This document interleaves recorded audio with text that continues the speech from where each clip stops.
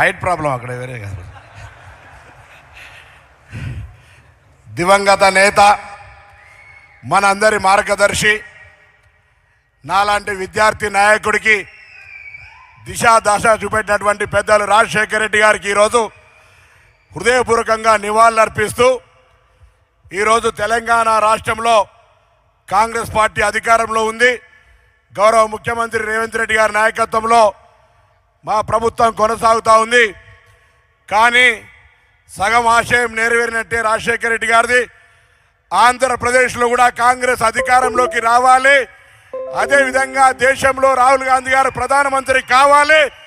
అప్పటిదాకా మేము కాంగ్రెస్ కార్యకర్తలుగా ఎన్ఎస్ఏ నుంచి వచ్చినటువంటి వాళ్ళంగా ఆనాడు మా ప్రజల ఆకాంక్ష కొరకు, తెలంగాణ విభజన కొరకు ఎంత గట్టిగా కొట్లాడినామో, ఇవాళ ఆంధ్రప్రదేశ్ ప్రయోజనాలకు సంబంధించి, ఆంధ్రప్రదేశ్ హక్కులు, ఆంధ్రప్రదేశ్ సంబంధించినటువంటి కాంగ్రెస్ పార్టీ అధికారంలోకి రావడానికి కూడా మీతో కలిసి నడుస్తామనే మాట మనవేస్తూ, పెద్దలు రాజశేఖర రెడ్డి గారు ఆనాడు విద్యార్థి సంఘ నాయకుడిగా మా రాజకీయ గురు చొక్కారావు గారు తీసుకొచ్చి అప్పేపితే మార్క్ఫెడ్ చైర్మన్గా, దాని తదుపరి ఎంపీగా, పార్లమెంట్ ఎంపీల కన్వీనర్గా చేసిన తర్వాత మరి ఈరోజు ఆనాటి నుంచి ఒక నిబద్ధతతో పనిచేస్తూ వారి ఆశయాలకు అనుగుణంగా మరి కార్యక్రమాల్లో పాల్గొంటా ఉన్నాం. పార్టీని ఎట్టి పరిస్థితుల్లో వదిలిపెట్టకుండా మీరు కూడా ఇలా కాంగ్రెస్ పార్టీ వదిలిపెట్టిపోయిన అనేక మంది నాయకులు తిరిగి మీ మాతృ సంస్థ అయినటువంటి కాంగ్రెస్ లోకి రావాలని రాజశేఖర రెడ్డి గారు 75వ జయంతి సందర్భంగా 2 చేతులు జోడించి అందరూ నమస్కారం చెప్తూ